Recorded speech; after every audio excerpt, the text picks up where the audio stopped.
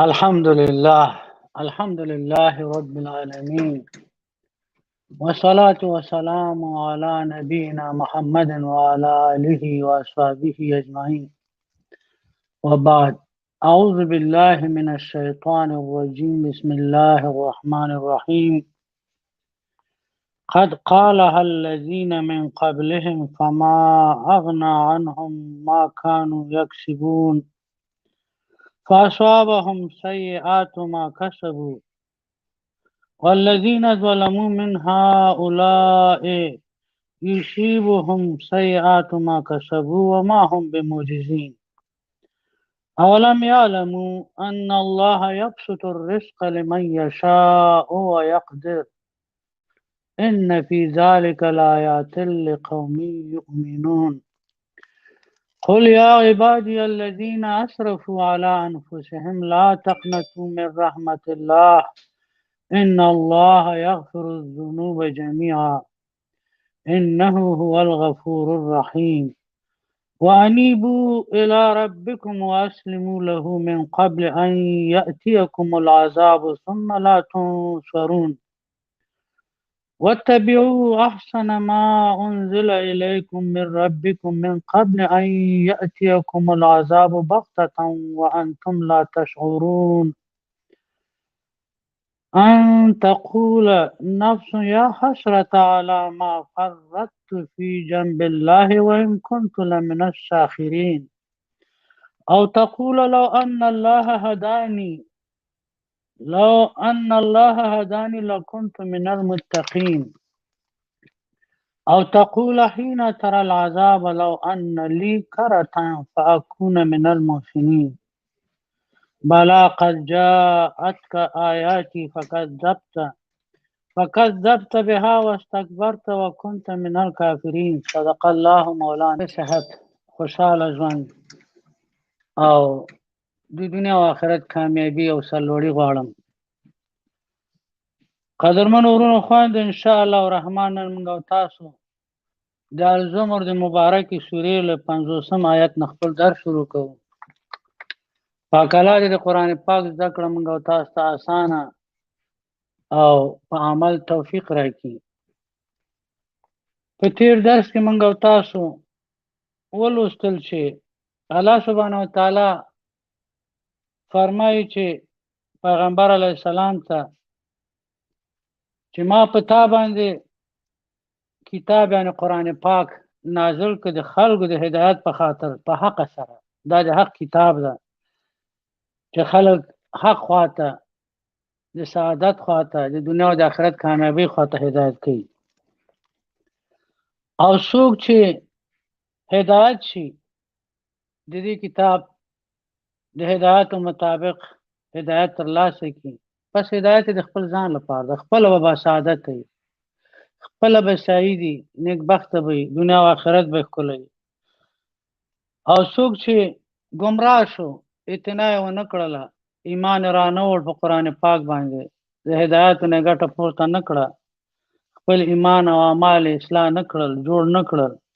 نو دا ګمراهي به هم د ځان لپاره وي، شقي به په دنیا او آخرت کې به د اشقیاو له ډلې بدبخته وي. او پیغمبر علیه السلام ته دا مو یا الله پاک چې ته ما په دوی باندې کوم ذمہوار نه یې لېږلی چې دوی به خامخا ایمان راوړي، دا یې دوی اختیار ده. ته فقط دا کتاب او د دې کتاب هدایت ورته ورسوه. الله سبحانه وتعالی بیا دا فرمایي چې الله سبحانه وتعالی د انسانانو د روح اخلي د مرګ په وخت کې او د خوب په وخت کې. د خوب وخت کې او د مرګ په وخت کې الله سبحانه وتعالی روحونه قبضوي، اخلي. خو د هغه چا چې فیصله د مرګ شوي د هغه روح ځان سره ساتي، او هغه چې د مرګ فیصله نه شوي یعنی ایدی په خوب د هغه روح بیرته ورته ولیږي تر یو معینې مودې پورې. چې دا موږ تاسو پرون درس کې وویل ډېر ښه دلیل ده چې باله مرګه ژوند حق ده. موږ روزمره وینو چې د کېږو لکه مړي بیا سهار بیرته را ژوندي کېږو. همدغسې هغه څوک چې مړه شوي دي په قبرونو کې دي، د قیامت په ورځ به دوی بیرته را ژوندي کېږي. او په دې کې الله سبحانه وتعالی په دغه مثال کې ډېر واضح نښې دي د فکر خاوندان ته که څوک په همدې فکر وکړي بیا د سره سوال نه پیدا کېږي چې باله مرګ به موږ څنګه ژوندي کېږو لکه چې د شپې د کېږو د مرګ په حال یو حواس هم کار نه کوي مغز هم کار نه کوي لاس او پښې هم کار نه کوي لیدلی نه شو اورېدلی نه شو لکه مړي پراته یو خو سهار الله سبحانه وتعالی چې بیرته هغه روح موږ ته راولېږي بیرته موږ ورځ شروع کړو دغه ورځ یو ښه دلیل ده موږ ته د هغه خلکو په مقابل کې چې په قیامت کې بیا د حشر په میدان کې چې خپل اعمال وړ د دوزخ ویني ارمان کوي چې کاشکې زه بیرته ژوندی شوی دنیا ته تللی وای او هلته مې نیکي کړې وای او د نیکوکارانو له ډلې وای ایمان مې راوړی صالح عملونه مې کړي وای دغه خپله چانس ده چې له خوبه راویښېږو لکه له مرګه چې بیرته راګرځو یو ورځ به همدغسې مړه شو چې روح به بیرته رای نه شي بیا به هغه ارمان کوو چې کاشکې موږ بیرته ژوندي شو و چې هره شپه موږ سهار راویښېږو لکه له سره چې ژوندي کېږو باید دې ته متوجه یو چې خپل ځان اصلاح کړو خپل افکار خپل عقاید خپل سلوک خپل اعمال اصلاح کړو بیا الله سبحانه وتعالی دا مهرباني موږ ته وکړه چې دغه مشرکین دغه نادانه بې فکره بې عقله انسانان له الله نه غیر داسې نور شفاعت کوونکي سپارښت کوونکي نیولي دي چې دوی به د الله له عذابه خلاصوي چې نه الله سبحانه وتعالی وایي داسې خلک یې داسې اشیا یې داسې افراد یې که مړه دي که ژوندي دي که بوټي دي که غرونه ونې ستوري دي داسې مخلوقات دوی په خدایي نیولي چې هغوی ملکیت په اختیار کې نه لري هیڅ واک نه لري د الله په خدایي کې د الله په عالم او هستۍ کې الله دا واک چاته نه ده ورکړی دوی مالک د هیڅ شي نه دي او له بلې خوا عقل هم نه لري دونه بعضې دي لکه تیږې لکه بوتان چې دوی له تیږو لرګیو نه جوړ کړي غرونه دي دا شینونه دي په خدایي نیولي عقل هم نه لري دوی هغه شیان په شفاعت ګرو کې نیولي دي او د هغه ته د شفاعت امید کړی چې نه مالکیت لري په واک څه لري او نه عقل لري دا بل د جهالت نښه دی دوی پیغمبر علیه السلام ته الله سبحانه وتعالی وایي دوی ته ووایه دې جاهلان ته ووایه چې الله لره ده ټول شفاعت الله لره ده هېڅوک د شفاعت صلاحیت نه لري خپله دا الله د چې شفاعت کوونکی او شفاعت کیدونکی دی ته که الله وغواړي چا شفاعت وشي شفاعت به کېږي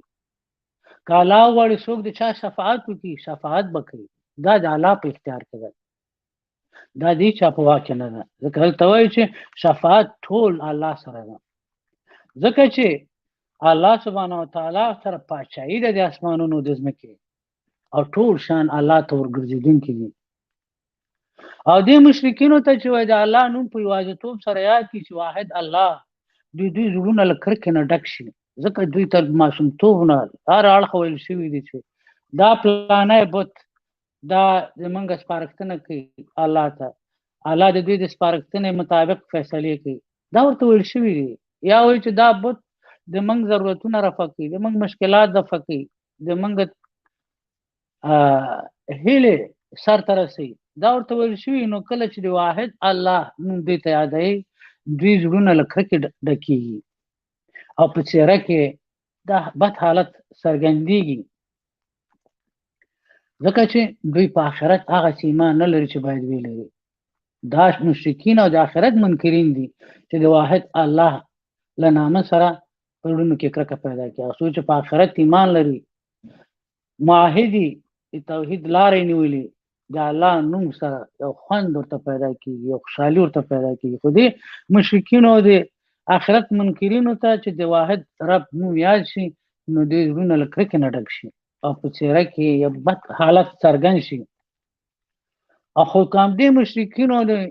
آخرت منکرینو ته هغه څور په یاد کوي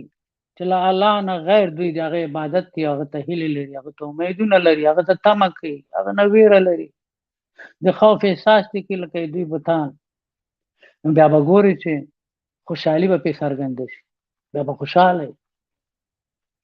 دوی په حق نه پوهېږي جاهل دي نه ګوري چې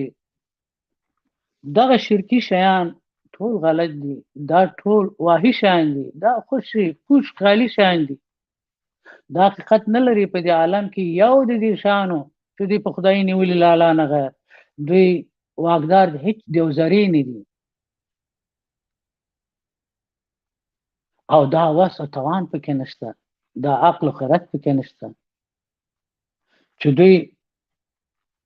دې مشکلات حل کړي، دوی ورته پناه ویسي. نو پیغمبر علیه السلام ته الله سبحانه وتعالی وایي چې دوی ته ووایه د دوی په مخ کې څرګند که ووایه چې ای الله، ای د ما ربه، ای خالق د اسمانونو ځمکې، ای هغه ستر ذاته چې په پټو او ښکاره شیانو باندې ته ښه پوهېږې، همدا ته چې فیصله کوي د بندګانو په منځ کې په کوم شیانو کې چې دوی اختلاف کوي. دلته خو اختلاف شته په دې دنیا کې، هر څوک ځان حق ګڼي، مشرک هم ځان حق ګڼي، کافر، ملحد، په خرافاتو کې ډوب انسانان دوی هم ځان حق ګڼي، همداسې چې موحدین حق دي دوی هم ځان حق ګڼي. جګړه روانه، خدا فیصله به الله د قیامت په ورځ کوي، ځکه چې هغه په هر څه پوه ده او واک د ټول عالم ځمکې او اسمانونو هغه سره ده، هغه خلق کړي دي او په پټو ښکاره وایي هغه پوه ده. بیا دلته یو ګواښ ده د کفارو مشرکینو ته، کوم چې په ځانونو ظلم کړی، په جامعه باندې ظلم کوي، یا الله په مخلوق ظلم کوي، دي په رابطه الله سبحانه وتعالی وایي که چیرې دغه ظالمانو ته په څه چې په ځمکه کې دي دا ټول د دوی شي او مثله همدغونه نور هم د دوی په اختیار کې، او دا په فدیه کې ورکړي، او ضرور چې په فدیه کې خامخا زړه به یې غواړي په فدیه کې به یې ورکړي، که د عذاب د قیامت نه خلاصي، خو چې نه خلاصېږي. دا دونه غټه ګناه ده، دا دونه ستره ګناه ده د الله په نزد کې چې څوک د شرک او کفر لار نیسي، دا ظلم کوي، ظالم د الله په مخلوقاتو ظلم کوي، په ځان ظلم کوي، په ټولنه باندې ظلم کوي، هر څه بربادوي، د خلکو کورونه خرابوي، خلکو ژوند ته ختموي، خلکو حیا او عزت ایمان ته نسل ته صدمه رسوي، دین ته صدمه رسوي. دغه ظالمان چې دوی جای به دوزخ لکه تېر آیتونو کې چې ویلو، نو دوی که دغه څه شیان د ځمکه کې چې دوی خواري کوي د دې دنیایي مال لپاره، هر رقم بې ایماني، ذلت، مکر، نکار اخلي، که دا ټول د دوی شي او همدغونه نور هم ورکړي شي، دوی به خامخا په فدیه کې ورکړي، په بدله کې به یې ورکړي چې د دوزخ له عذاب نه، د قیامت له عذاب نه خلاص شي، او دوی ته به الله سبحانه وتعالی له خوا نه څرګند شي هر هغه څه چې دوی پې ګمان کوه.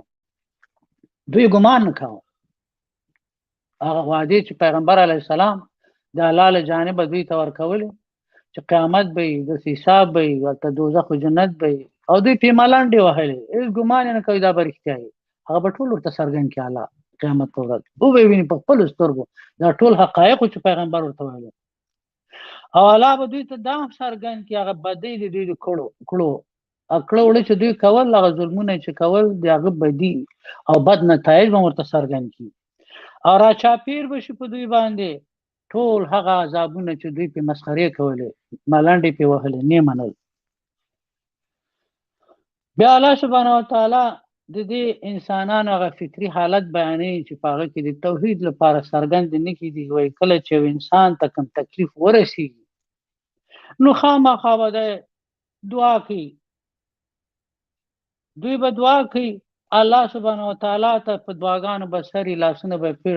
ته نیولي، چغې به وي چې الله په ما رحم وکړي، هر څه به یې ویني چې هېڅ شی د دوی سره کومک نشي کولی. ډېر داسې بد حالتونه راځي چې انسان ویني پیسې په درد نه خوري، قدرت په درد نه خوري، په سخته تهلکه کې ده، یا خطرناکه مرض کې ده، یا کشتۍ په بحر کې راایساره شوې ده، یا طیارې په هوا کې حالت خراب شوی ده، ویني چې بل د نجات لاره نه لري. کله چې انسان د نجات لاره پې بند شي، غرور مات شي، کبر مات شي، لوی پریوځي، نو بیا یوازینۍ مرجع چې دی ورته چغې وهي او کومک ته غواړي هغه الله ده. دا الله پالنه د الله یاد او الله سره اړیکه د په خټه کې ده، خو دغه د دنیا قدرت او جاه او جلال او پیسې او دارایي دوی نه الله هېر کړی ده، دوی ډېر شیانو سره ډېره مینه ده، دغه مینه سبب شوي چې الله هېر کړي درال چې همغه الله دلته دا امکانات په لاس کې ورکړي دي. بیا الله وایي کله چې بیا دوی ته کوم نعمت ورکم، کوم څه ورته ورکم، مقام ورکم، پیسې ورکم، ښه صحت ورکم، دا وکم نعمتونه د الله دي بې حسابه. کوم نعمت چې دوی ته ورسېږي الله وایي زما له خوا نه، بیا دوی وایي چې دا ما ته راکړل شوي یا ما ترلاسه کړي یا ما ته را رسېدلي دي په سبب د علم مې. دا د ما کمال ده، دا د ما علم ده، دا د ما پوهي ده، دا پوهه ده، دا زه یم چې دغه غټ مقام مې ترلاسه کړ. نه وایي چې د الله یو احسان کړی. الله وایي داسې نه ده، دا ډېر جاهل دي، دوی نه پوهېږي. دا د دوی د علم او د کمال نتیجه نه ده، بلکې دا د الله یو امتحان ده چې ورته په ورکولو امتحانوي چې دی څه کوي د الله نعمتونه، یو نه په اخیستلو. الله دا نعمتونه ورکړي دي، مالک د نعمتو یې ګرځولی ده، خو الله امتحانوي چې په دې نعمتونو کې دا د الله شکر ادا کوي که نه، د الله مخلوقاتو باندې لګوي که نه، د الله د مخلوقاتو حمایت او مرسته کوي که نه. نو بیا الله سبحانه وتعالی وایي چې دا فقط یو امتحان ده دوی ته. دوی جاهل دي چې وایي دا په علم ما ترلاسه کړی په کمال، خو اکثره د دې خلکو نه پوهېږي په دې خبره، دقت توجه نه کوي. که دوی لږ په آزاد فکر باندې توجه وکړي خپله پوهېږي. په دې عالم کې وګوره ډېر هوښیار عالم عاقل فاضل فیلسوفان دي، محروم دي، وږي دي، تږي دي، له ډېر نعمتونو بې بهرې دي. ولې نادانه جاهل انپړ به وګورې، معیوب و معذور به وګورې چې دوی چې صلاحیتونه الله به ورته ډېر پرېمانه څه ورکړي، دغه ته دوی نه ګوري. ولې دوی وایي چې دا هر څه ما په خپل کمال ترلاسه کړي؟ ډېر کمالداره دي چې محروم دي له ډېرو نعمتونو. عزیزان د همدې په تعقیب په ننني درس کې الله سبحانه وتعالی فرمایي قد قالها الذین من قبلهم فما اغنى عنهم ما كانوا یکسبون. قد یقینا چې قالها وویل همدغه خبره. کومه خبره؟ همدا چې دا شان ما د خپل علم و کمال، هنر، مهارت، پوهې او استعداد په نتیجه کې ترلاسه کړم. دا خبره داسې نه ده چې نوې د قریشو دا خبره کوله، پخوا هم دا خبره شوې. قارون په هغه وخت کې دا خبره کړې وه چې دا هر څه ما ته چې راکړي دي ما د پوهې نتیجه ده، ما د قابلیتونو نتیجه ده. نن هم خلک دا خبره کوي، جاهل خلک، بې علمه خلک، ناپوه خلک چې له حقایقو نه خبر نه دي، په تورو تاریکۍ د جهالت کې ډوب دي، مادي جهالت سرګردانه کړي، مینې او حب د دې مادي دنیا دونه لیونې کړي دي چې عقل ته په حساب ناتوانه کړی دی چې حقایق وګوري، آزاد تعقل نه محروم کړي دي. نو دا انسانان الله وایي یقینا چې دغه خبره چې دا مې په خپل علم و کمال ترلاسه کړي دي، دا خبره کړې ده هغه خلکو هم چې له دوی نه مخکې وو. فما اغنى عنهم، فما پس نو اغنى دفع کوونکی عنهم له دوی نه ما هر هغه څه کانو چې و دوی یکسبون ګټلي وو، ترلاسه کړي وو. دا چې دوی وایي موږ په کمال او هنر او مهارت ترلاسه کړي وو، دا شان دا بیا په درد ونه خوړل د عذاب په وخت کې.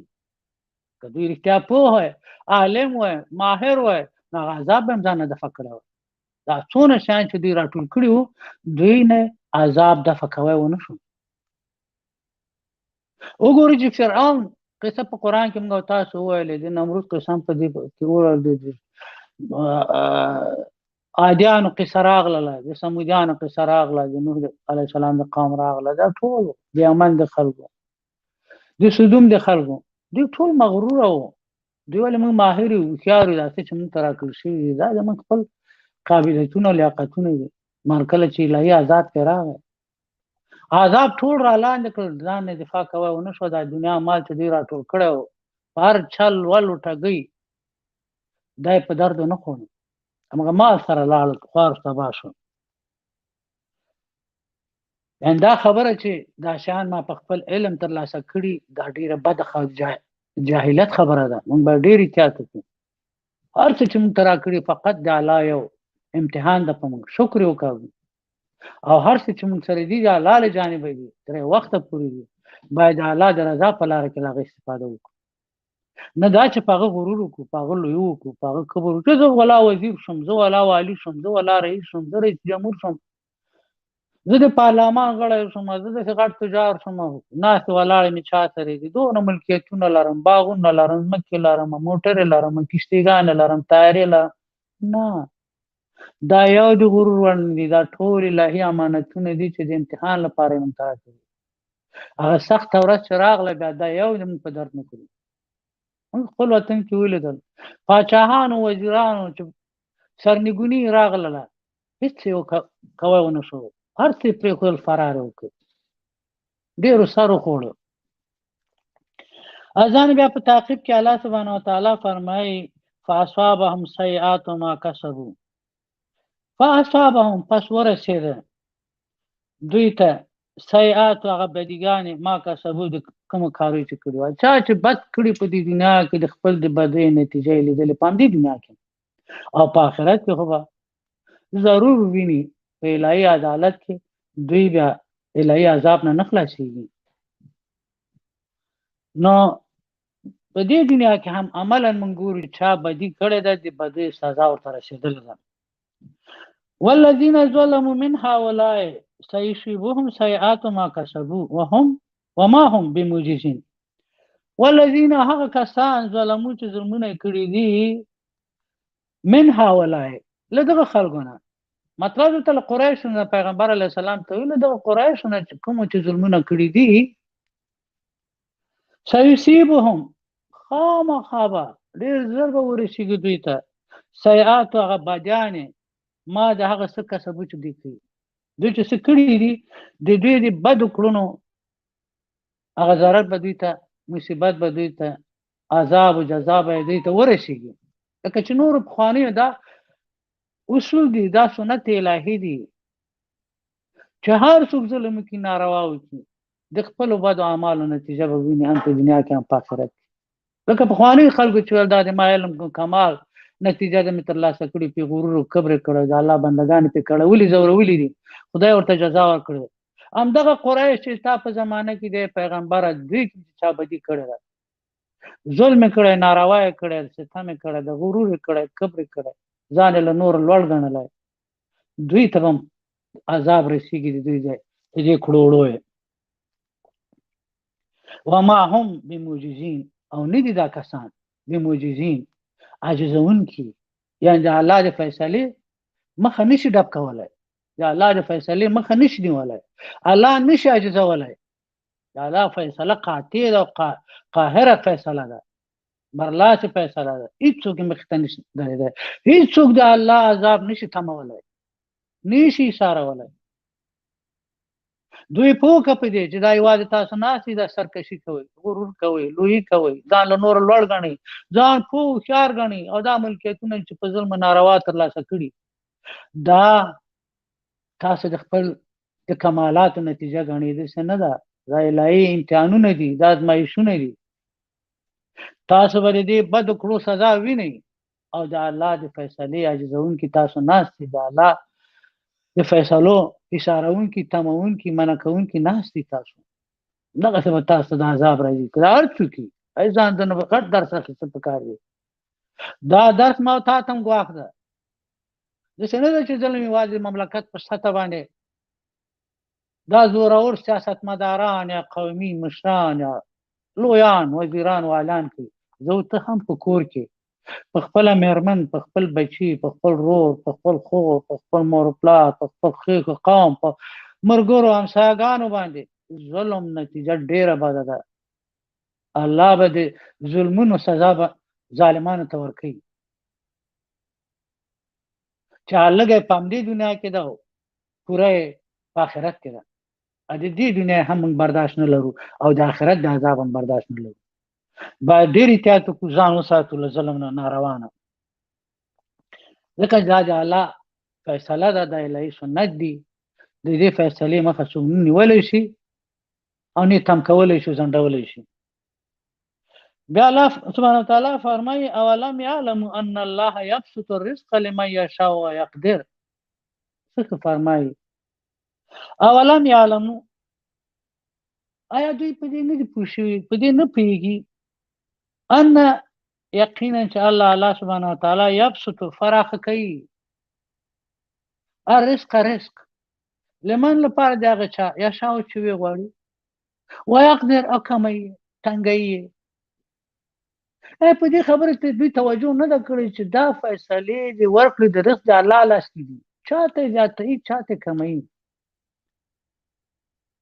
رزق ما تا په لاس کې نه ده کړي ما تا په لاس کې وای د ظالمان شته دي دا ټول ملکیت د عالم به د دې په اختیار کې خو نه د انسانان و چې په پوره محرومیت کې ختم شي الله سبحانه وتعالى دا چې رزق چاته زیات کی چاته کم منګه په طبي حالت کې د شوینو ګوري دغه د رزق منبع په دې ځمکه کې چې باران د چل اسمانه وريږي دا څوک وري الله یې وري دا شنه کول څوک دي میوه دانو غلو دغه ټول شانو دا خاورې ته خاصه چا ور کړه الله دا الله د چې د رزق واقدار ده رزق دی ورکي دا ټول مخلوق ته د یواز انسانان ته نو حیوانات نباتات جان شو ته رزق ورکي دا ټول الله ورکي نباتات هم رزق کوي چې د ریشو له خوا خاور نه ورته رزق ورکي دا وانه کاربن ډای اکساید داخلي د مروړانګ اخلي حیوانات مختلف غلې دانې پانی بوټي میوه دا خوري بعض حیوانات نور حیوانات خوري دغه ټول مخلوق چې په دې ځمکه کې مې سراغله نتیجه وبدي او خاوره ده دا وبم د الله له خوانه ځکه حیات په وو ولاړ ده حیات له وو شروع شوی دا وب څوک را پرې باسي ځمکه تلاش مان الله د الله په واکي دا خاوره چې د شایش نه کوي دا صفات چا ور کړی ده دا الله ور کړی نو پس د رزق مالک څوک د الله ده کله اول وخت باران نه کم کی واوري کم کی رزق کم شي په خلکو اكو غالي چې رزق روان پراخه کی به ګوري چې باران نه واوري دا پیډی نو رزق ورکول د الله په لاس کې ده دا د الله ده خو دلته یو توجه مونږ باید وکړو چې دا ظالمانه ویش دي الهي نعمتو د الله پرونه تړو که سړی ظالم ده فاسد ده غاصب ده لخپل زور نه خپل مکر نه په استفادې د خلکو حقوق سلبي او هر څه ځان ته راټولوي دغه انسان ظالم ده دا رزق د ټولو لپاره خو د په چل ول مهارت او زور او ستم باندې دا ځان ته راټول دا به سخت عذاب دی ویني دا یو امتحان ده څومره وکړو چې الهي نعمتونه راشي او د الهي عدالت په مطابق انسانان خپل منځ کې وشي هر چیرې خوشي خوشحالي او عدالت انصاف مینه تعاوني خدا ظالمان دا مینه محبت تعاون پاک احساس ختمي کرکه نفرتونه ایجادي په دې خپل اعمال او په ټولنه کې رنگ رنگ مفاسد سبب کیږي هر سره ټول کې پاک کې نشي کې پاک هوسرانيګان کې فاشاوي کې ستم کې ظلم کوي په نور باندې نور کمزوري کوي نو الله سبحانه وتعالى وایي چې دوی په دې نه پیږي چې د رزق زیاتول او کمول چې چاته زیات ورکړي چاته کم ورکړي دا د الله کار ده همدغه زور اور ملا ماته چې داسې ټول کړي ټول په میدان پاتې کیږي نور ته فرعونانو څومره غټه استي درلودلې څه نه درلودل دا ټول بني اسرائیل ته پاتې ټول بني اسرائیل ته پاتې دا موږ تاسو په وطن کې غاصبینو چې څه ټول کړیو او بل اخر فرار وکړ څوک چاته پاتې مال چاته پاتې موږ ته پاتې د خلکو ته پاتې دا الله د چاته ورکړي څنګه د ظالم لا ماتي لاس سپکې له قدرت نه او کمزور مستضعف ته قدرت ورکړي واک ورکړي خو په دې باندې پیاد لرو هغه مستضعف دین په دې نه ولي کله چې قدرت الله ورته ورکړي ظالمان ورته سرلګونه کړ او مستضعفینو ته الله وراثت او خلافت دی ملک لاس ورغه چې دوی نه ظالم جوړ نشي که دوی د ظلم لار ونیو په سرنوشت د هغه ظالمانو گرفتار کیږي دا د ظلم نتیجه ده بیا الله سبحانه وتعالى فرمای ان فی ذلک لآیات لقوم یؤمنون ان یقینا شی فی ذلک په دغه مثال کې چې الله رزق ورکوي، چاته زیاتې چاته کموي. په دې کې نښې دي، لایات نښې دي لقوم لپاره دغه قوم یؤمنون چې ایمان لري. د ایمان خاوند ته، ایمان خاوند څوک دی؟ د پوهې خاوند ته وایي چې هرې خواته سترګې غړوي، په رڼو سترګو هر څه ته ګوري، حقایقو ته غوږ نیسي، په مسایلو کې غور کوي، فکر کوي، ګوري چې واقعا دا پاچاهي د دې عالم د الله لاس کې ده، رزق د الله په لاس کې ده. الله د چاته زیاتې چاته کوي، په یو سیمه زیات کړي، په بله سیمه کم کړي، یو وخت زیات کړي، یو وخت کم کړي. دا ټول د الله په لاس کې. موږ په چل ول مکر کې څه ترلاسه کوو؟ غیر له دې چې خپلې غاړې بندو، ځان بربادو، د الله د عذابونو مستحق کېږو، بل څه نه ترلاسه کوو. باید موږ د عدالت لاره ونیسو. څه چې د الهي نعمتونه دي په عدالت سره د هر چا خپله برخه ورته ورکړو او په عزت سره ورته ورکړو. دې ته حاجت نشي چې څوک یې وغواړي، باید له غوښتلو مخکې ورته ورکړل شي. دا حق ده. لکه مؤمن مسلمان د ایمان خاوند دلته د ایمان خاوند یاد کړی، د ایمان خاوند ثوابونه لټوي. ثواب په دې کې ده چې د یو مزدور اجوره مخکې له خولو وچېدلو نه ورته ورکړي، د یو صاحب حق مخکې له دې چې تا نه وغواړي ورکړي. بیا الله سبحانه وتعالی په تعقیب فرمایي دې ظالمانو ته چې ظلمونه یې کړي، ناروا یې کړي، ستمونه یې کړي، خلک یې په ویر کېنولي، بیا هم ورته وایي چې دا د مستۍ او هوسونو د جهالت نیلی ودروئ، وړاندې مه ځئ. فرمایي ورته قل یا عبادي الذین اسرفوا علی انفسهم لا تقنطوا من رحمت الله. څه فرمان الهي ده. الله فرمایي پیغمبر علیه السلام ته چې دوی خلکو دې ظالمانو ته، دې ګناهګارو ته چې عمر په ګناهو تیر کړی ده او فکر کوي چې زه په ګناهو کې ډوبم، ما به څوک بخي، د بخښنو امید یې ذاتي الله سره کړی. دوی خپل رب د انسان قیاس ورته کړی، فکر کوي چې یو انسان د بل انسان مقابل کې ډېر جرمونه او ګناهوې وکړي، نو دغه جرأت ورسره نه وي چې له هغه نه بخښنه وغواړي، هغه یې وبخي. دا غلط ګمان ده د الله په رابطه. الله ډېر ستر اوچت ذات ده. د الله رحم او کرم چې ده هغه غالب ده په غضب. دلته اطمینان ورکړي پیغمبر علیه السلام ته وایي، دوی ته وایي قل ورته وایي یا عبادي الذین، ای د ما بندګانو کوم چې اسرفو، دوی زیاتی وکړه، ظلم یې وکړ، ګناهګانې وکړې، علی انفسهم، په خپلو نفسونو سره، په خپل ځانونو باندې ظلم وکړو، بد کارونه یې وکړو، دروغ یې ویلې، غیبت یې وکړو، د خلکو مال یې وخوړو، رشوتونه یې وخوړل، عیاشۍ فحاشۍ وکړې، د پردو غلامۍ وکړې، وطن یې خرڅ کړ، د خلکو په حیا او عزت تعرض وکړ، ډېرې ګناوې تېر شوي دي. ای د ما بندګانو، الله وایي ای د ما هغه بندګانو چې تاسو ګناوې کړي دي، تاسو ظلمونه کړي په خپلو نفسونو باندې، لا تقنطوا، مه ناامیده کېږئ، من رحمت الله، من رحمت الله، رحمت نه الله د الله رحمت ډېر اوچت ده. ګورئ د الله له رحمته مه ناامیده کېږئ، په الله د بنده قیاس مه کوئ. الله د ډېر ستر رحم خاوند ده. که د موږ ګناوې څومره سترې غرونه وي، د الله رحم ته، د الله بښنې ته د یو ذرې حیثیت نه لري. خو دا ښه ده چې هر وخت چې ماهی له اوبو ونیسي تازه ده، هر وخت چې ګناه پرېږدئ،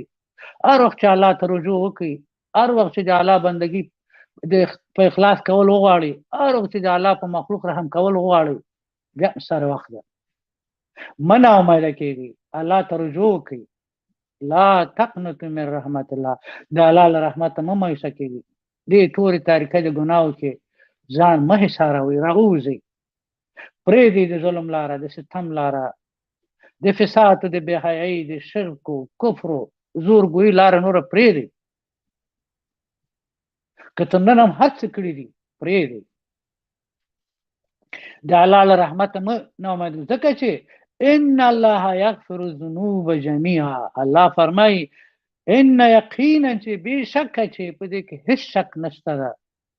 الله چې ده یغفر معاف کوي، بخي، از ذنوب ګناهونه، جميعا ټول ګناګان الله بخي چې څومره ګناه ډېرې الله یې بخي فقط په کار ده چې انسان توبه وکړي الله ته رجوع وکړي او د زړه له تل نه الله ته زارۍ وکړي چې الله ما وبخښه زه نور دا کار نه کوم ما ډېر بد کړي دي نو الله یې بخي چې څومره ګناه وي البته چې شرک نه بخي کفر نه بخي خو ګناه بخي الله پاک دلته دې ګناه یاد کړی دغه ظالمان چې ګناه یې کړي خپل نفسونو باندې الله وایي چې دوی ته ووایه مه ناامیده کېږي د الله له رحمته ځکه چې یقینا الله بخښونکی ذات ده او ټولو ګناوې بخي ای ځانو سخت د امید آیات ده خوشحالونکی آیات ده راځئ چې دا همت وکړو لامدې لحظې نه الله ته وایي چې الله د موږ ټولې تېرې ګناګانې که په ساوه موږ نه شوي په خطا شوي عمدي شوي د کمزورۍ په وجه شوي د بل د غلطونې له طریقه شوي دا پټې دي که ښکاره دي پې پوه یم که نه پې پوه نه یم الله ته مې ټولې ګناګانې وبخي سر لامدې لحظې نه زه تا بنده یم بس د تا رضا زما د ژوند هدف ده زه به تا راضي کوم او تا په مخلوق به رحم کوم ایسان په ژوند کې به ډېر سخت تغییر سره مخامخ شو راځئ چې دا توبه وکړو نور قوم پرستي پرېږدو تنظیم پرستي پرېږدو مذهب پرستي پرېږدو سم پرستي پرېږدو ژب پرستي پرېږدو الله پرسته شو فقط الله ته تعظیم کو هغه ذات چې وړ د عبادت ده دا ټول نور کاذب خدایان دي چې موږ په خدای نیولي دي او موږ یې تباه کړو ذلیل کړو موږ یې ټوټې کړو بیل کړو ځکه ژبې بیلې دي قومونه بیل دي سیمې بیلې دي سیاسي پارټۍ بیلې دي مذاهب بیل دي هغه څه چې بیل د موږ د بیلتون او د موږ ترمنځ د مناقشاتو جنګ جګړو سبب راځي هغه پرېږدو هغه لارې ته وګرځو چې د موږ اتحاد غواړي د امت اتحاد غواړي د بشریت اتحاد غواړي هغه د توحید لاره ده د یو واحد رب بندګي راځي واحد رب په خپله په ډېر اخلاص د زړه تل نه بندګي وکړو ځان ته یې کافي وګڼو د هغه په فیصلو راضي شو د هغه په رزق باندې راضي شو چې څه الله را کړي هغه راضي شو او الله ته وایي چې الله زه په تا اعتراض نه لرم ته ای به پاکې ته د ستاینې وړ تا چې څه را کړي ډېر ښکلي دې را کړي ما ته بس دي زه پرې شکر کوم ما ته همت راکړي چې تا د رضا په لاره کې تې کار واخلم ولو یو وچه ډوډۍ ولو یو جوړه جامې زړې وګورئ چې دې شکر په مقابل کې به الله موږ ته څونه نعمتونه راکړي دا موجودې بدبختۍ مو ټولې ختمې شي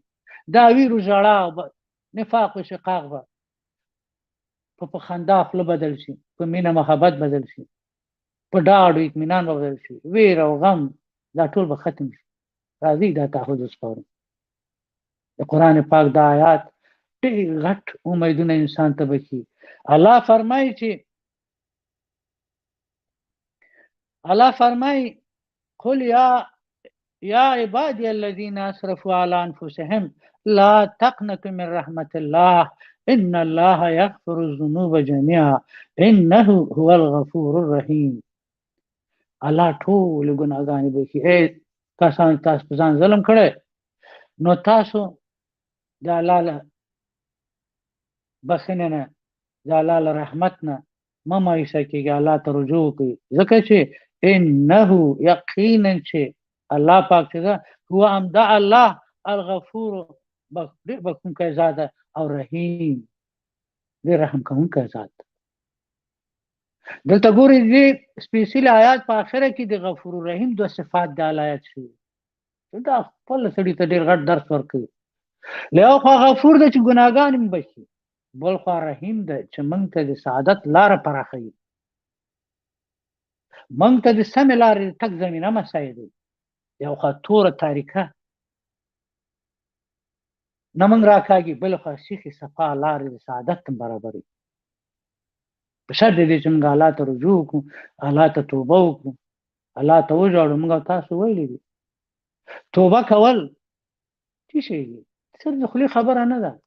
توبه دا ده چې هغه عمل نه چې موږ توبه کوو، توبه بازګشت د الله ته، ورګرځېدل دی الله ته. هغه په څه معنا چې کوم عمل مې کړی هغه نه نفرت لرم، هغه ډېر بد کار و،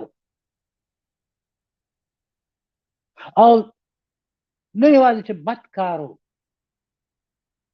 هغه نه زه مخ اړوم، هغه به نه کوم،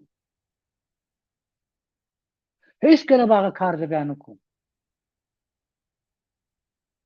داسې نه چې نن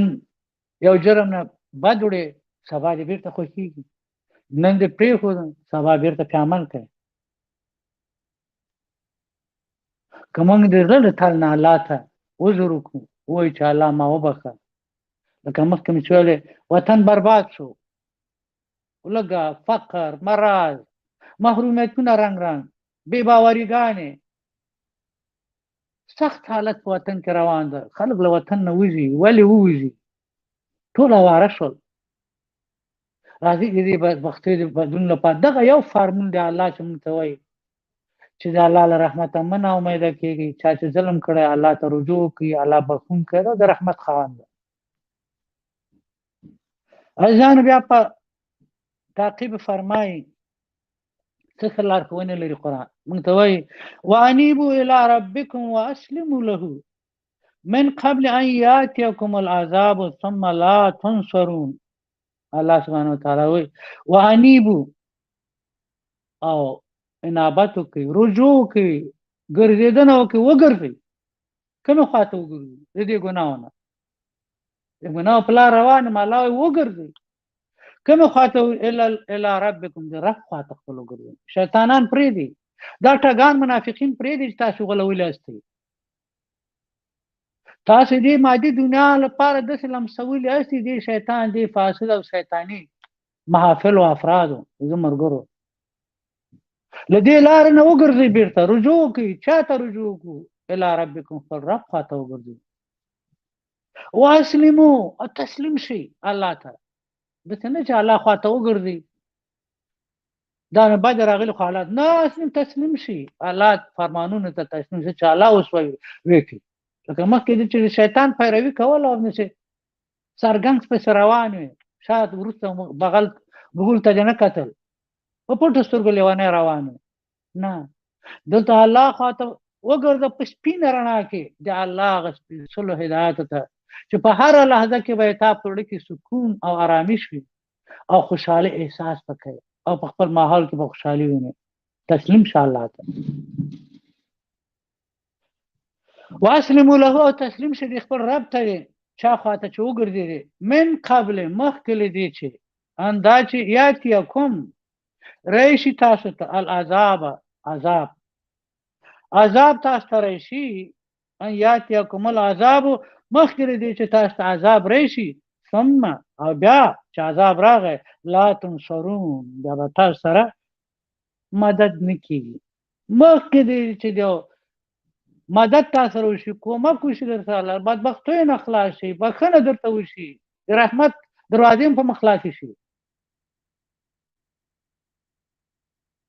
مخکې له دې چې داسې عذاب راشي چې الله ټول در باندې تړلي وي، او الله نور بښنه بیا درته نه کوي، بښنې دروازې بندېږي. له هغه مخکې خپل رب خواته رجوع وکړي او الله ته تسلیم شي که غواړئ کامیابه شي. وخت مه ضایع کوئ، نن سبا ته مه پرېږدئ، کېږي سبا دا چانس ونه لرو. مرګ حتمي ده، خو وخت په شک کې ده. څه پوهېږي چې هغه سترګې رپولو نه بعد مړه شو؟ نن یو سبا نه یو. راځئ چې نن په قوي تعهد سره الله خواته مخ واړو، الله ته تسلیم شو، الله نه بښنه وغواړو، تر څو الله هم ګناهګانې وبښي او د رحمت دروازې په مخ خلاصې کړي. مخکې له دې نه چې موږ دې ګناهو سره مړه شو او عذاب په موږ راشي، او بیا هغه وخت له کومک نه محروم پاتې شو، هېڅوک موږ سره بیا کومک نه کوي. هلته بیا د عذاب ده، هلته د فیصلې ورځ ده. چانس دلته ده موږ ته په دې دنیا کې په ژوند کې چې خپل لاره بدله کړو. بیا فرمایي واتبعوا احسن ما انزل الیکم من ربکم من قبل ان یاتیکم العذاب بغتة وانتم لا تشعرون. بیا الله سبحانه وتعالی فرمایي واتبعوا او تاسو پیروي وکړئ اے انسانانو، اے د الله بندگانو. الله خپل پیغمبر له طریقه دا پیغامونه مونږ ته را رسولي په دې سپیشل کتاب کې. فرمایي واتبعوا تاسو پیروي وکړئ احسن بهترین خطرین ما د هغه څه انزل چې نازل شوي دي الیکم تاسو ته من ربکم د تاسو د رب له جانب نه. هغه سپیشلی پیغامونه، هغه سوچه پیغامونه چې له هغه نه بهتر نشي کېدلی، بهترین د هدایات او لارښوونې، چې بهترین عقیده، بهترین سلوک، بهترین اخلاق، بهترین اعمال، بهترین معاملات، بهترین قضاوتونه په دې قرآن کې راغلي دي. دا آخرین کلام ربي ده. د کاته دعوت کې هغه نورو کسان چې تیرو ادیانو پیروانو چې هغوی دینونه خپل تحریف کړي وو، په غلطو سر شوي وو. نو الله سبحانه وتعالی فرمایي واتبعوا احسن ما انزل الیکم، تاسو پیروي دغه بهترینو د هغه لارښوونو هدایاتو الهي وکړئ کوم چې نازل شوي دي تاسو ته من ربکم د تاسو د رب له جانب نه. د رب هدایت لکه هلته مخکې چې ویلې چې الله خواته رجوع وکړي، الله ته تسلیم شي، او دلته وایي چې د خپل رب د هغه سپېڅلو هدایاتو، بهترینو هدایاتو تاسو پیروي بیا وکړئ. لکه تاسو تسلیمېږي معنا دا چې په پیروي کوي. من قبل مخکې له دې چې ان دا چې یاتیکم راشي تاسو ته العذاب، عذاب درته راشي بغته دفتن، نه خبره، مرګ دفتن راځي، عذاب دفتن راځي. په دې یهودو سمودیانو د نوح علیه السلام په قوم، په سدومیانو، په نورو د امن په خلکو باندې کوم عذابونه چې راغله دوی باور پرې نه کوو. دفتن پرې راغله، چا باندې په شپږ کې، چا باندې په یو حالت کې چې تصور نشي کولی. بدون له دې مخکې له دې چې بغتتن یعنې دفتن ناخبرۍ کې الهي عذاب په تاسو باندې راشي، مخکې له هغې تاسو څه وکړئ؟ تاسو پیروي وکړئ د هغه بهترینو الهي هدایاتو چې تاسو ته نازل کړي. نو وانتم لا تشعرون، او تاسو بیا نه پوهېږئ په ځان، یعنې مخکې له دې چې عذاب الهي دفتن راشي او تاسو ته خبر ناستئ، بې خبره باستئ، تاسو شعور او آګاهي نه لرئ د عذاب، نه پوهېږئ له کومې خوا د عذاب راځي، کله د عذاب راځي، په کومه اندازه عذاب راځي، هېڅ خبر ناستئ. ولا تشعرون، او تاسو آګاهي نه لرئ د هغې. نو مخکې له دې چې دغسې یو عذاب په تاسو باندې دفتن راځي، نو تاسو پیروي وکړئ د الله سبحانه وتعالی د هغه سپېڅلو هدایاتو چې تاسو ته نازل کړي دي په دې قرآن پاک کې د پیغمبر علیه السلام له لارې. بیا فرمایي بیا د هغه وخت چې کله چې دا حالت راشي ان تقول نفس یا حسرة علی ما فرطت فی جنب الله وان كنت لمن الساخرین. داسې به تاسو بې شعوره او په بې خبرۍ کې په تاسو د عذاب راځي چې بیا چې عذاب راغی بیا به څه کوي؟ ان دا چې تقوله وبه وایي نفس هر څوک یو کس یا حسرته ډېر افسوس الله په هغه څه ما کوم چې فرطتو ما کوتاهي وکړه، ما غفلت وکړ فی جنب الله، فی په جنب څنګ ته الله تعالی د الله خواته د دې ستر مهربان هادي خدای خوا کې چې هدایت راولېږه، رحمتونه یې په ما وکړو، نعمتونه یې راکړو، صلاحیتونه یې راکړو، د دې ستر ذات تر څنګه ما له غفلت نه له کمۍ نه کار واخیسته، ډېر افسوس د ما په حال چې زه د هدایت لاره مې ونه نیوله. وان كنت لمن الساخرین، وین او دا چې كنت ومه زه لمن له ډلې نه الساخرین مسخره کوونکو، ما مسخرې هم کولې. نه یوازې چې د دې ستر مهربان لارښود رب تر څنګه چې ما کمی وکاو، ما غفلت وکاو، ما بې اعتنایي وکړله، د هدایت لاره مې ونه نیوله، پیغمبر زحمتونو مهنتونو تلاشونو چې هر خواته الهي پیغامونه شپه او ورځ ورسول دې ټول مقابل کې نه د الله د دې ستر هدایت مقابل کې کمای وکاو او لاسه چې مسخري مې پې کولې ډېر افسوس دی ما په حال ډېر افسوس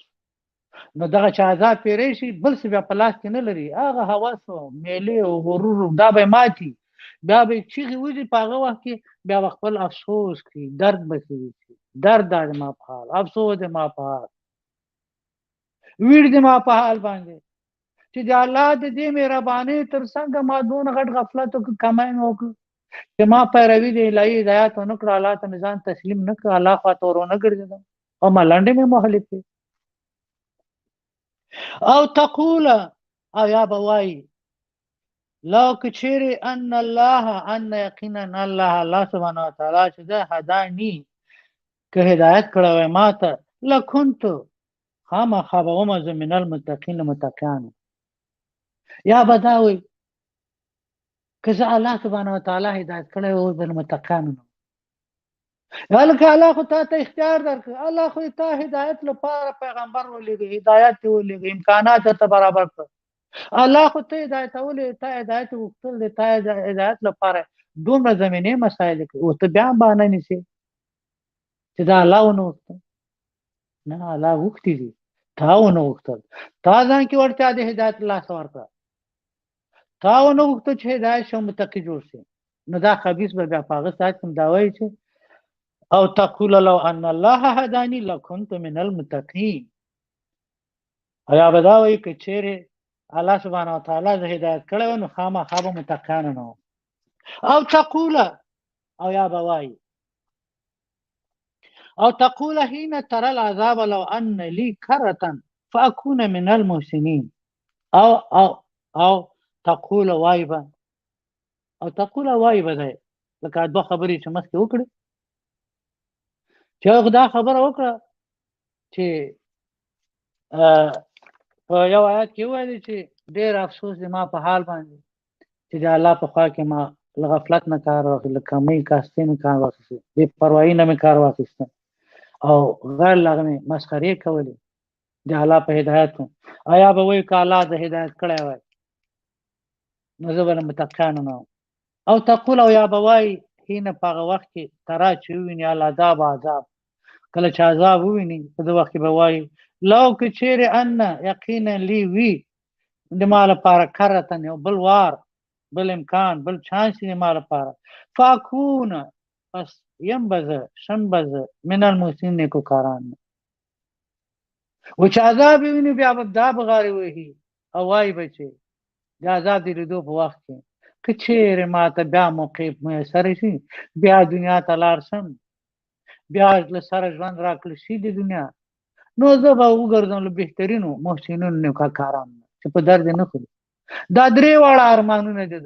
ډېر بې موقع دي دا ډېر بې وخت دي دا هغه وخت چې دوی چانس د توبې له لاسه ورکړی دوی نور بخښل کېږي نه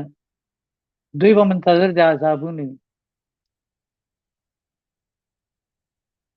بیا الله سبحانه وتعالى بلا قد جاءتك آياتي فكذبت بها واستكبرت وكنت من الكافرين الله دې درې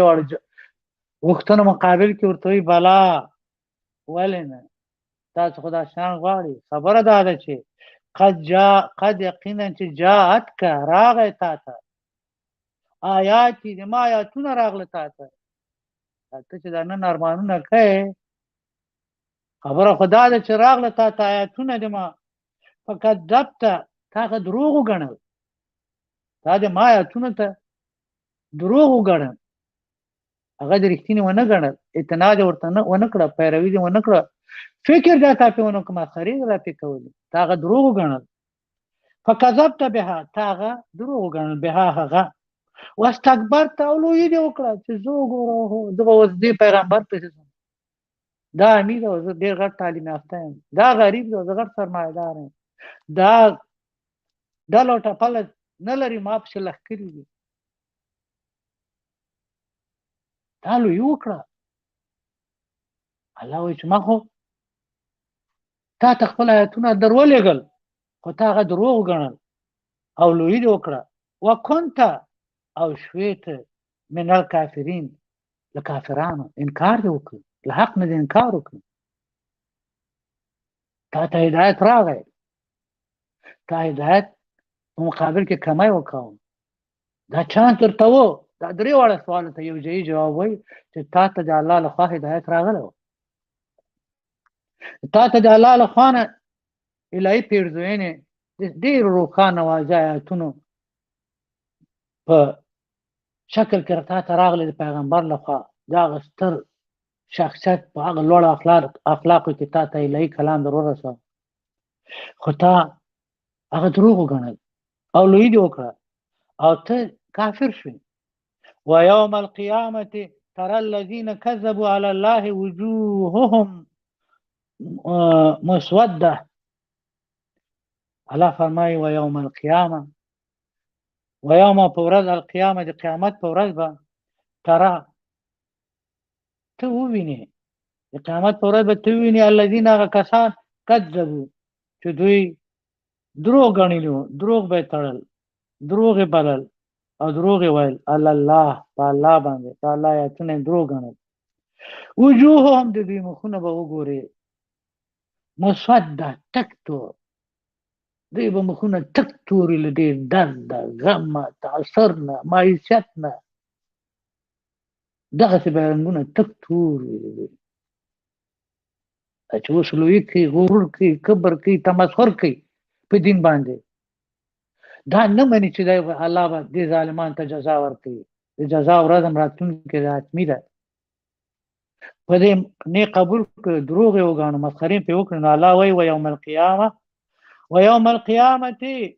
ورځ قیامت به ترا ته ووینې الذین هغه کسان کذبو چې دوی دروغ وګاڼه الله دروغ وویل دروغ وتړل الله په الله باندې د الله هدایت دروغ وګاڼل وجوههم مسوده د دوی مخونه به تک تور ویني الیس فی جهنم مثوى للمتکبرین بیا سوال کوي الیس ایا نه ده مناسب نه ده لایق فی جهنم په جهنم کې مسوجه للمتکبرین لپاره د کبر کوونکو دغه لوی کوونکو لپاره جنت دوزخ مناسب نه ده جهنم مناسب نه ده شاید ډېرو سره دا فکر پیدا د جهنم الله دومره مهربان د جهنم نو چې پیدا کړو شاید ډېر ورکړي شي دا هغه خلک دي چې په دوی ظلم نه ده شوی له ظلم نه خبره دي که دا د هغه ظالمانو له حال نه خبر چې د خلکو مال حال هستي ولوټله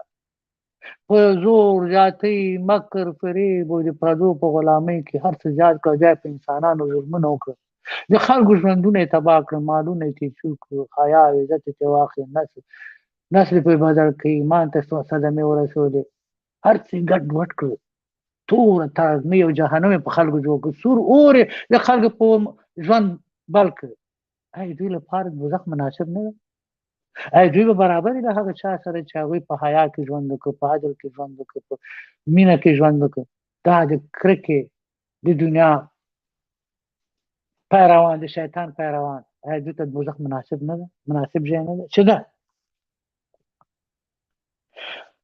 وينجي الله الذين اتقوا بمفازتهم لا يمسهم السوء ولا هم يحزنون بیا په مقابل کې فرمایي وينجي او نجات به ورکړي الله سبحانه وتعالی الذين هغه کسان ته به الله نجات ورکړي اتقوا چې دوی پرهیزګاري وکړي دوی د الله له قهر عذاب نه ځان وساتي بمفازتهم په کامیابه کېدو د دوی سره چې دوی به کامیاب شي هغه کسان چې الله به نجات ورکړي هغه کسان چې تقوا کړي بمفازتهم په سبب د کامیابۍ سره دوی به کامیاب شي د دې کامیابۍ په وجه لا یمسهم دوی ته به ونه رسیږي السوء بدۍ هېڅ بدي به ورته ونه رسیږي ولا هم او نه به وي دوی یحزنون غمجن هغه څوک چې د تقوا لاره ونیسي حق ته حق ووایي د حق پیروي وکړي له ګناه مخ واړوي الله ته تسلیم شي د الهي هدایاتو مطابق عمل وکړي دغه کسان لپاره الله سبحانه وتعالی د دغه کفار په مقابل کې چې جهنم د غوي ځای ده دوی به کامیاب وي د متقین به کامیاب وي او دوی ته بس بدون رسي نه په دنیا کې نه په آخرت کې او نه به غمجن شي په راتلونکي هیڅ غم به دوی سره نه که دا ټول ژوند ته پاتې شي هر څه لاس ورکړي په زندانونو کې واچي دته به غم نه به دوی ته غم او نه به بدي وویني مخې ته به سپینه رڼا د سعادت ځای به مسعود نه ځان ګوري هر څه دلته ډېر واضح څرګند او تاسو ته الله سبحانه وتعالی بیانوي وایي چې دا دنیا تصادفي نه ده دا تصادفي الله خلق کړی ده ډېر حکیمانه خلق کړی ده دلته د هر شي بدله شته ډېره دقیقه بدله ده نه د نیکۍ بدله ځای کېږي نه د بدۍ نیکان خو د خوشاله شکر دی وباسي چې الله پې رحم کړی نیکۍ توفیق یې ورکړی او ځان د نور هم په نیکۍ لاره ټینګ خو هغه چې د بدۍ لارې نیولې په کار دا ده چې زر تر زره توبه وکړي الله ته ور وګرځي الله ته ځان تسلیم کړي د الله د هدایت مطابق چې الله ورته رالېږلي